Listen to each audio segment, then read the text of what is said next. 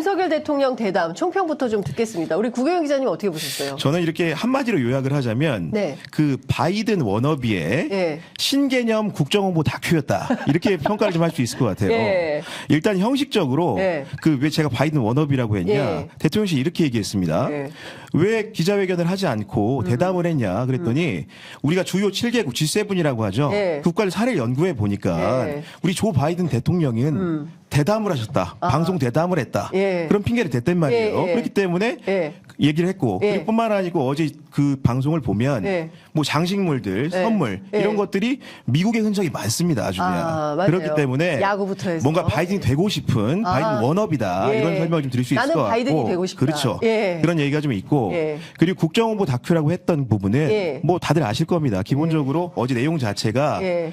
본인이 하고 싶은 얘기 위주로 많이 했어요. 예. 국민들이 궁금해하는 질문들은 예. 일부 누락이 됐습니다. 예. 그렇기 때문에 국정 홍보적인 성격이 짙었다. 예. 그런 의미에서 국정 홍보 다큐란 얘기를 할 수 있을 것 같고 예. 그럼 도대체 신개념은 뭐냐 예. 이렇게 신개념. 물으실 텐데 네. 어제 몇 가지 질문이 굉장히 독창적인 답변이 나왔어요. 독창적인 답변. 예를 들면 대화 관계에 대해서 말씀 이따 드리겠지만 예. 대화 관계 굉장히 독창적인 답변 영수회담 부분 특히나 예, 예, 그렇습니다. 내가 하지 않는 이유에 대해서 예. 독창적인 답변을 했고 또 뿐만 아니고 예.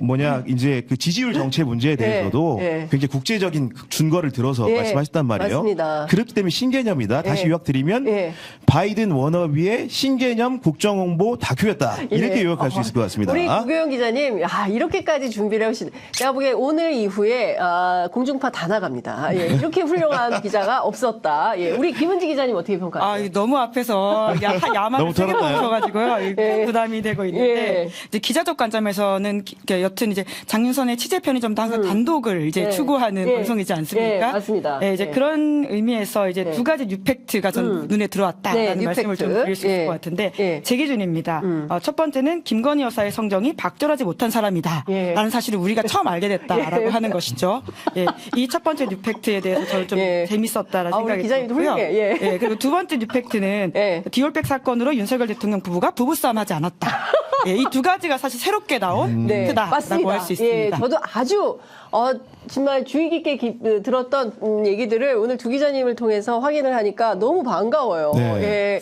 그래서 사실 지금 말씀해 주신 것처럼 저도 지금 뭐 너무 정확하게 딱딱 짚어주셔가지고 사실은 세간의 소문이 많았습니다. 이걸로 부부싸움을 세게 했다. 예, 그리고 김건희 여사가 식사를 하지 않는다. 그래서 몸무게가 무려 38kg까지 빠졌다. 더라라는 소문이 정가에 엄청나게 퍼져 있었는데 우리 대통령께서 어제 확인을 해주셨어요. 그런 사실 없다. 우리 부부싸움 한 적 없다. 사실일까요? 저는 뭐 상상은 시청자 여러분들께 맡기겠습니다. 어쨌든 어제 뭐 물가, 뭐 금리, 저출산, 뭐 개식용 금지법, 뭐 중대재해처벌법, 뭐 다양한 이슈, 특히 이제 뭐 북핵, 남북관계 등등까지 쫙 다 얘기를 했는데. 주목을 끄는 대목은 있었습니까? 뭐 금리라든가, 네. 뭐 개식용 금지법이라든가 어떤 프레임을 가지고 이렇게 네. 한 것인지 이런 것도 좀 궁금하긴 하거든요. 저는 이제 먼저 말씀드리면 네. 대통령의 지지율 문제를 좀 말씀드릴 네. 수 있을 것 같아요. 예. 본인의 지지율이 정체된 이유에 대해서 박장봉 앵커가 물었죠. 네. 그랬더니 대통령이 뭐라고 답했습니까?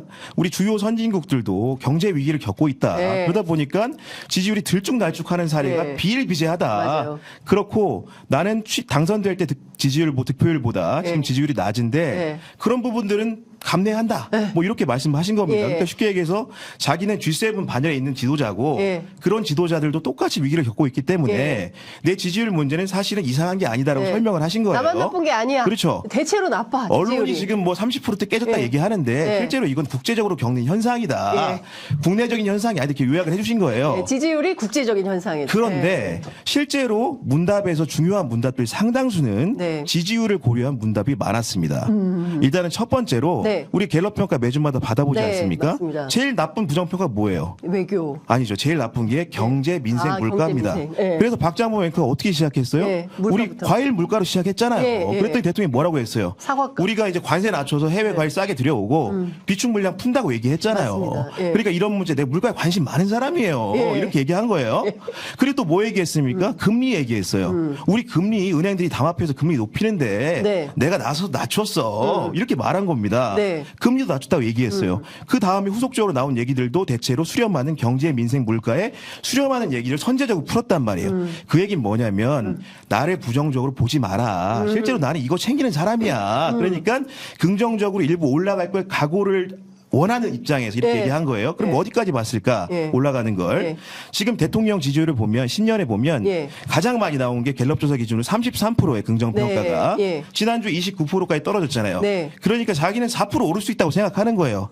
그 갭을 어디서 줄여야 되냐? 네. 그게 바로 경제, 민생, 물가였다. 아. 이렇게 얘기한 거고 예. 그러면은 또 집도끼를 잘 지켜야 되잖아요. 네. 그러니까 말미에 강조한 부분들이 뭐냐 외교 문제예요. 예. 내가 지금 기시다하고 얼마나 관계가 좋냐. 김대중하고 이제 그 전에 있었던 예. 오부치 총리하고의 예. 그런 밀월 관계만큼 좋다 이렇게 얘기했잖아요. 맞아요. 그러니까 그 긍정평가 윤석열 대통령 1번이 바로 외교입니다. 예. 그 외교 문제에 대한 강조. 예. 그러니까 결국은 지지율을 신경 안 쓴다고 했지만 예. 어제 대담의 작전은 예.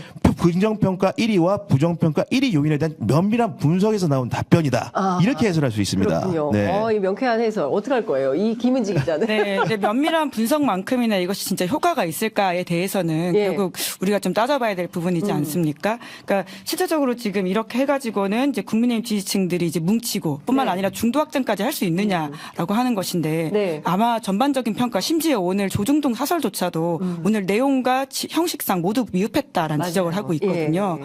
그렇기 때문에 아마 원래들 자기네들이 이제 목표했던 바들은 아마 구교영 기자께서 지적해 주신 바가 있을 겁니다. 네. 하지만 그렇게 작동하지 못할 것이다라는 평가가 오늘부터 나오고 있기 때문에 네. 쉽지 않다라는 생각이 들고요.